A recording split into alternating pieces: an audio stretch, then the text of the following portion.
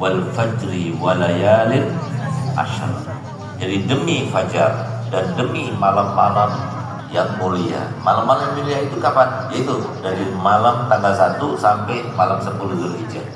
Hari-hari kata Nabi SAW tidak terbit kepada umatku hari-hari yang lebih mulia, lebih baik dan lebih senang Allah untuk kita mengerjakan kebaikan pada hari-hari itu melebihi daripada ayyamul asyr.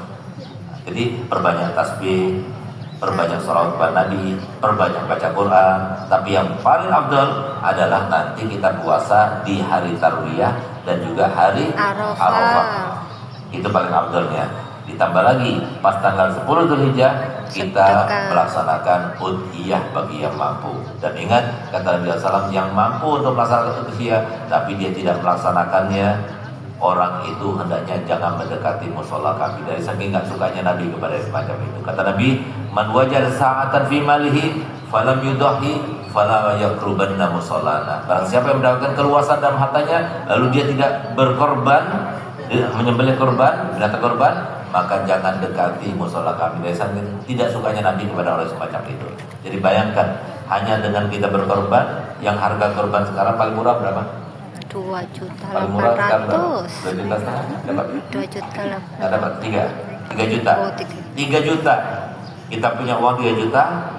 Dengan kita berkorban, begitu darah itu mengalir, menetes di muka bumi ini, di tanah ini, langsung saat itu juga diampuni dosa kita. Kalau sudah diampuni dosa kita, berkurang nanti. Secara otomatis berkurang, masalah kita berkurang, rasa takut kita berkurang, rasa sedih kita berkurang. Nah, kenapa? Yang membuat kita sedih, bikin kita takut, ya dosa. Nah, ini kesempatan buat kita. 1 tahun sekali cuma ibadah itu. Jadi semoga yang bisa berkorban, Allah berikan hidayah berkorban. Yang gak bisa berkorban, semoga Allah catat di dalam catatan mereka yang sudah dikorbankan oleh Nabi. Nabi berkorban 63. Suatu waktu 63 unta. Setelah disembelih semuanya, apa kata Nabi SAW? Semua ini adalah untuk umatku yang tidak mampu untuk berkorban. Dari saking sayangnya Nabi Muhammad SAW. Sehingga insya Allah kita ini termasuk berkatnya kurbannya Nabi.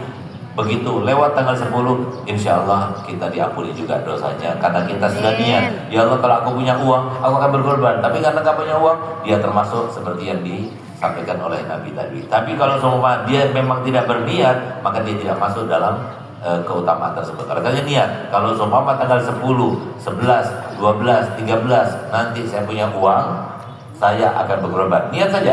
Kalau sekarang nggak punya uang, tidak masalah. Yang penting kalau punya uang saya akan berkorban. Kalau seumpama kita sudah punya seperti itu dan ternyata kita tidak punya uang, ditulis sudah seakan-akan kita berkorban pada hari-hari itu. Insyaallah. Amin.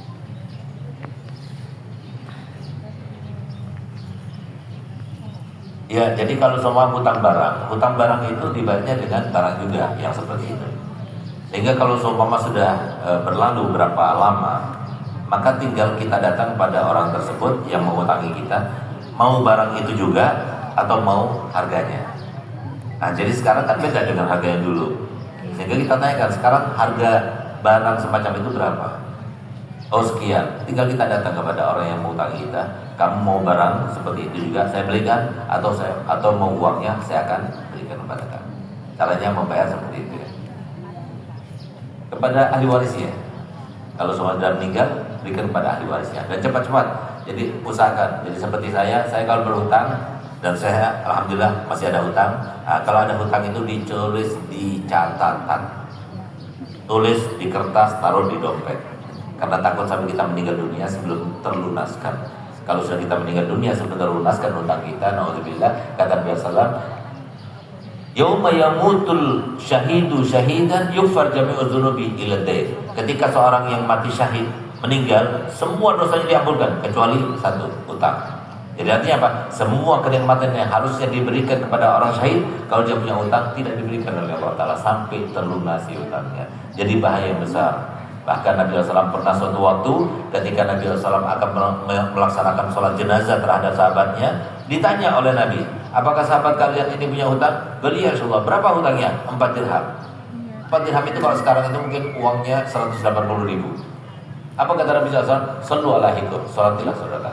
Menolak Nabi SAW untuk menyolatinya. Kenapa? Kalau Nabi SAW menyolatinya pasti dapat syafaatnya Nabi. Sehingga apa? Dia tidak mau menyolatinya karena dikatakan oleh para ulama takutnya orang yang punya hutang itu tidak dapat syafaatnya Nabi Muhammad SAW.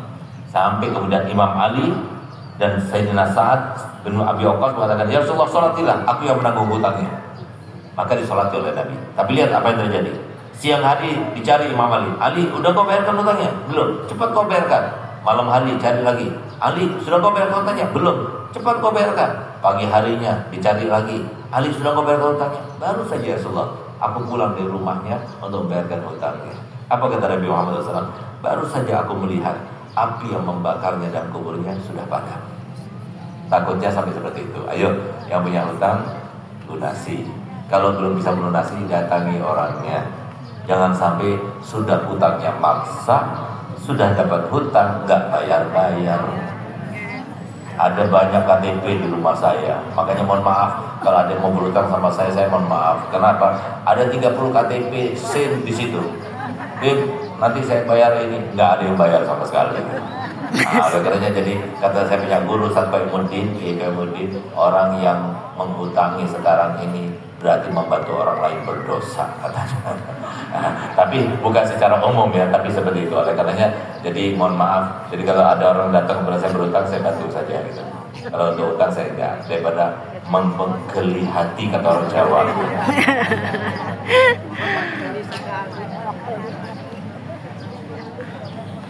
Jadi kita selalu diajarkan doa Rabbana atina fid dunya hasanah wa fil akhirati hasanah. Jadi hasanah di dunia itu termasuk adalah hayatun thayyibah, itu termasuk karena mencakup semuanya.